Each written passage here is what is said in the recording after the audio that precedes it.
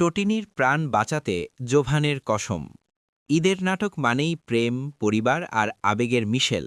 তবে এবার সেই পরিচিত আবহে যুক্ত হচ্ছে রহস্য ও চমক। আসছে ঈদে দর্শকদের জন্য বিশেষ নাটক কসম নিয়ে হাজির হচ্ছেন ফারহান আহমেদ জোভান ও তটিনী। এটি নির্মাণ করেছেন জাহিদুল ইসলাম সুজন।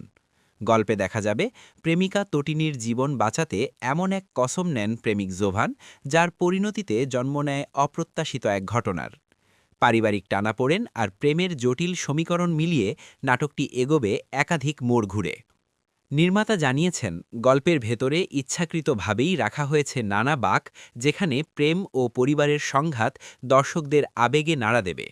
প্রযোজক এস.কে. শাহেদ আলী পাপ্পু জানান, এবারের ঈদ উপলক্ষে প্রায় ২০টি বিশেষ নাটকের পরিকল্পনা রয়েছে তাদের। প্রেম ও পারিবারিক গল্পনির্ভর সেই তালিকায় অন্যতম প্রযোজনা কসম। নাটকটি ঈদে সিএমভির ইউটিউব চ্যানেলে মুক্তি পাবে।